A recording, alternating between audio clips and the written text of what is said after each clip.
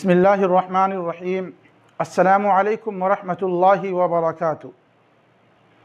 एक मलऊन, बदबख्त और बदनाम ज़माना जिसने अल्लाह के नबी मोहम्मद अरबी सल्लल्लाहु अलैहि वसल्लम की शान अक़दस में गुस्ताखी की, आपको बुरा भला कहा, आप पर नाज़ेबा कलिमात का इस्तेमाल किया, और वो बंदा इसी मुल्क हिंदुस्तान में आज़ादाना तौर पर लोगों के बीच दंदनाता फिर रहा है। न उसकी कोई गिरफ़्तारी, न उसकी कोई पकड़। ये उसी मुल्क हिंदुस्तान की बात है जिसे हम और आप ये समझते हैं और लोगों से ये कहते नहीं थकते कि मुल्क हिंदुस्तान दुनिया के अंदर मौजूद तमाम ममालिक से इस्लाम और मुसलमानों के हक़ में बेहतर है। क्या यही बेहतरी है? क्या यही भलाई है कि इस मुल्क हिंदुस्तान के अंदर करोड़ों की तादाद में मौजूद मुसलमानों के होते हुए हमारे और आपके कायद को, हमारे और आपके पैगंबर को, सारी दुनिया के मुहसिन को, सारी दुनिया के रहबर को बुरा भला कहा जाए, गालियाँ दी जाए, और हम कोई उस पर कार्रवाई ना करें, हम कोई भी उस पर मुतालबा ना करें? यह कैसी बेहतरी हुई? यह कैसी भलाई हुई?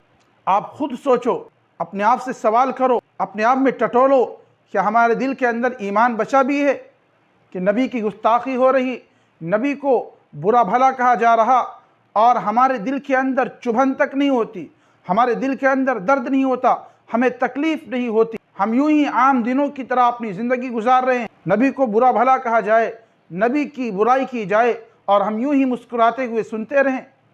अपने दिल को टटोलो कि इसके अंदर ईमान बचा है या नहीं। अपने मुआशरे में देखिए कि आज अगर हमें, हमारे माँ बाप को, हमारे घर वालों को कोई बुरा भला कहता है तो उस पर हमारा रिएक्शन क्या होता है। दूसरी तरफ हमारे नबी को बुरा भला कहा जा रहा है, नबी जिसकी मोहब्बत दुनिया के अंदर मौजूद सारे लोगों से बढ़कर होनी चाहिए।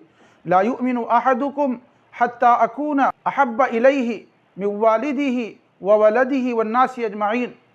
अल्लाह के नबी ने फरमाया कि जब तक मैं तुम्हारे वालिदैन, तुम्हारे घर वालों से ज़्यादा तुम्हारी नज़र में महबूब नहीं बन जाता, तुम मुसलमान और सच्चे और पक्के कामिल ईमान वाले नहीं हो सकते। क्या यही हमारा ईमान है कि हमारे नबी की गुस्ताखी की जाए, बुरा भला कहा जाए, और हम यूं ही सुनते रहें, हम यूं ही बर्दाश्त करते रहें?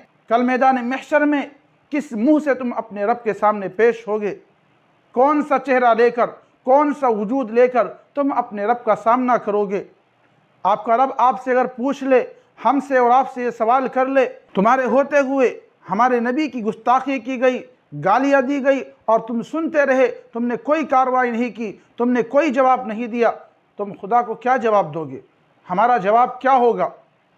हम कौन सा चेहरा लेकर अपने रब के सामने पेश होंगे? हम कौन सा चेहरा लेकर कल मैदान महशर में हौदे कौसर पर अल्लाह के नबी का सामना करेंगे? इसी चेहरे को लेकर, इसी वजूद को लेकर कि जिस वजूद के होते हुए नबी की शान में गुस्ताखी की गई, हम इस वजूद को लेकर अपने नबी के सामने हाजिर होंगे। आप सोचो और तसव्वुर करो कि हमने ज़िंदगी तो गुजार ली, हमारी ज़िंदगी गुजर जाए किसी न किसी तरह, लेकिन आखिरत में मैदान महशर में तुम अल्लाह का, अल्लाह के रसूल का सामना कैसे करोगे? हमारा क्या जवाब होगा कि इतनी भारी तादाद में तुम्हारे होते हुए नबी की गुस्ताखी हो, नबी को बुरा भला कहा जाए, फिर भी तुम्हारा कोई रिएक्शन ना हो, तुम्हारे दिल के अंदर दर्द और तकलीफ़ ना हो? हमें और आपको ऐसे मौके पर अपने ईमान की फ़िक्र करनी चाहिए। याद करो, कर्न अव्वल के ज़माने को मामूली तादाद होने के बावजूद दुश्मनान इस्लाम ने जब भी इस्लाम की तरफ नज़र उठाई है, इस्लाम के मानने वालों ने उनका दंदान शिकन जवाब दिया, मुँह तोड़ जवाब दिया। हम भी उन्हीं के मानने वाले हैं, उसी इस्लाम का दम भरते हैं, उसी नबी को हम भी अपना नबी मानते हैं। हज़ारों बल्कि करोड़ों की तादाद में आज हम और आप दुनिया के अंदर मौजूद हैं, बल्कि इस मुल्क हिंदुस्तान के अंदर भी हमारी तादाद देखिए कितनी है, कितने करोड़ों में हमारी तादाद है। उसके बावजूद उस नबी की शान में गुस्ताखी होती है, और कोई भी नबी की हिमायत में उस दुश्मन का मुँह बंद करने के लिए कोई भी मैदान अमल में नहीं आता है।